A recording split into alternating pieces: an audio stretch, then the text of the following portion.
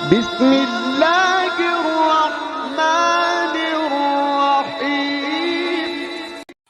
Hello دوستو، السلام علیکم، کیسے ہو آپ سبھی؟ امید کرتا ہوں کہ آپ سبھی خیریت سے ہوں گے۔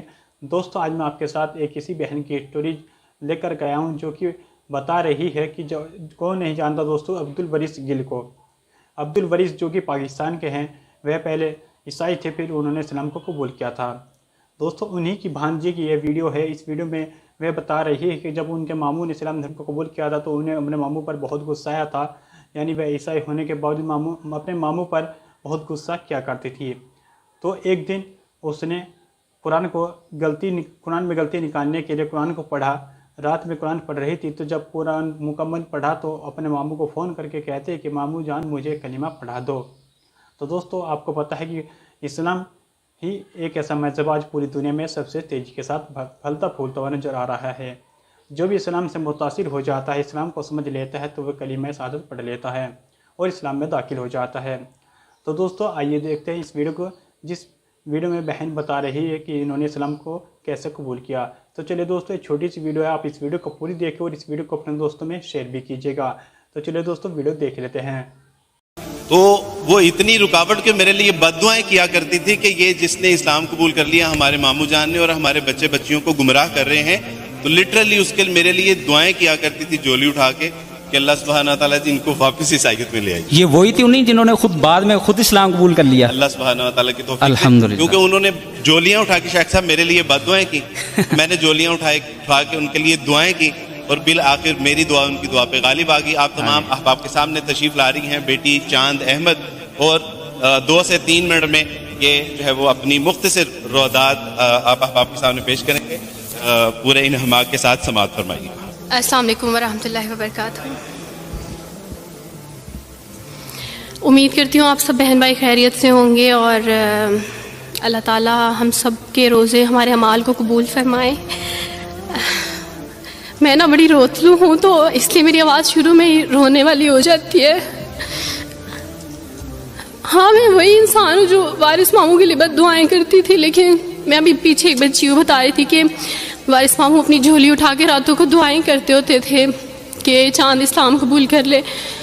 تو دعائیں کبھی رد نہیں جاتی، وہ دعائیں جو اللہ سے مانگی جاتی ہیں وہ دعائیں کبھی رد نہیں جاتی۔ میں نے اپنی 25 سالہ زندگی جو تھی وہ کرسچینٹی میں اچھی خاصی پریچنگ میں گزاری۔ میں چرچ میں پریچ کرتی تھی، کلام پیش کرتی تھی۔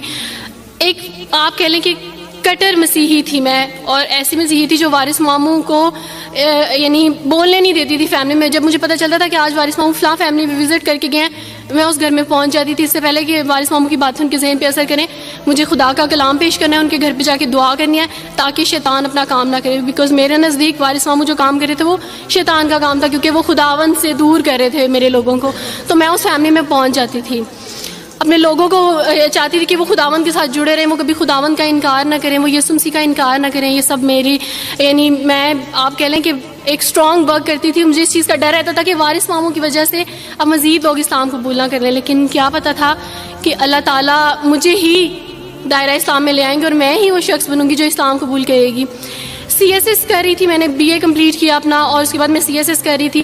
اس کے دوران اللہ تعالیٰ نے مجھے یہ توفیق دی کہ اسٹڈی آف ڈفرینٹ ریلیجینس کی کتاب پڑھنے کے دوران یہ سبجیکٹ جب میں پڑھ رہی تھی تو مجھے پتہ چلا کہ اسلام ہی خوبصورت مذہب ہے۔ اچھا، آپ یقین جانیں، وارث ماموں رمضان میں قرآن پاک ڈسٹریبیوٹ کرتے تھے اور راشن دیتے تھے۔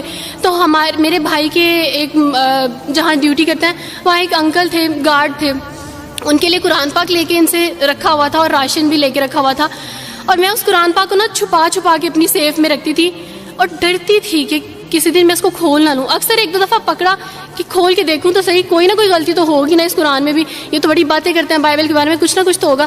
لیکن اب یقین جانے ایک ڈر تھا کہ جس دن میں نے اس قرآن کو پڑھا میں اس قرآن کو اپنا دل دے بیٹھوں گی، اور وہی ہوا کہ جب میں نے قرآن پڑھا تو میں اس پر ایمان لائے بغیر نہیں رہ سکی۔ ایک رات وارث ماموں کو کال کی اور ان سے کہا کہ 2 بجے کا لگ بھگ ٹائم تھا، اور ان سے کہا کہ وارث ماموں مجھے آپ سے ضروری بات کرنی ہے۔ تو انہوں نے کہا کہ کیا بات ہے بیٹی، کوئی زندگی موت کی بات ہے؟ تو میں نے کہا کہ ایسے ہی سمجھ لیں، میں رو رہی تھی۔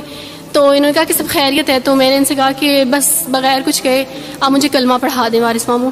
اور وارث ماموں اور میں بالکل خاموش تھے، یعنی وارث ماموں کہتے ہیں کہ اس وقت مجھے لگا کہ جیسے میرا دل پھٹ جائے گا.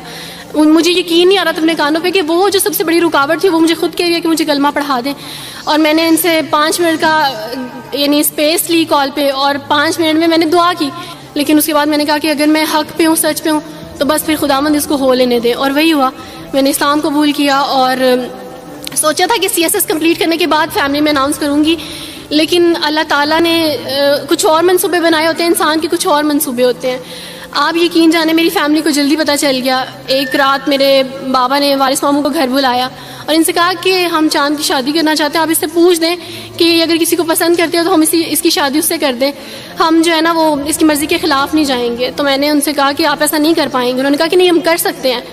مجھے یہ تھا کہ مجھے پچھتاوا نہ رہے کہ میں نے شاید اس دن پاپا سے بات کرتی تو پاپا مان جاتے. تو میں نے ان سے کہا کہ پاپا میں ایک مسلمان مرد سے شادی کروں گی, آپ ایسا میرے لیے کر سکتے ہیں؟ اگر آپ کسی مسلمان سے میری شادی کریں گے تو ٹھیک ہے, میں شادی کرنے کے لیے تیار ہوں. میری گھر میں ایک سناٹا چھا گیا, اور اس خاموشی کے بعد جو ہے یعنی سب فیملی والے رونے شروع ہو گئے. انہوں نے کہا کہ آپ اپنے مذہب میں واپس آ جاؤ. لیکن یہ ہے کہ میں دین اسلام قبول کر چکی تھی. آپ یقین جانے جس طرح لوگ مختلف ہیں اسی طرح ان کے مسائل بھی مختلف ہیں. مجھے مینٹلی بے انتہا ٹارچر کیا گیا. مینٹلی مجھے یعنی اس چیز کا احساس دلوایا گیا کہ ماما پاپا روتے ہیں. میرے پاپا نے آپ یقین جانے خود کو پھانسی لگانے کی کوشش کی میری آنکھوں کے سامنے. میری ماما نے خود پہ پیٹرول ڈال دیا اور خود کو جلانے کی کوشش کی میری آنکھوں کے سامنے. اور میں اپنے روم میں بیٹھی یہ کہتی تھی کہ اللہ اگر میں حق پہ ہوں نا تو میری فیملی کو کچھ نہیں ہونا چاہیے. پھر بہرحال مجھے میری فیملی سے نکال دیا گیا, یہ اس ڈر سے کہ میری وجہ سے دوسرے بہن بھائی بھی اس راہ پہ نہ چلے جائیں. اور وارث ماموں کو بلا کے مجھے گھر بھیج دیا گیا, ان کے گھر بھیج دیا گیا. جب میں گھر سے آ رہی تھی تو وارث ماموں نے کہا کہ بیٹی اگر آپ کا کوئی سامان ہے تو آپ لے لیں. تو میں نے ان سے کہا کہ اس گھر سے صرف ایک ہی چیز میرے ساتھ جا رہی ہے اور وہ ہے میرا نام جو ماما پاپا نے مجھے دیا تھا.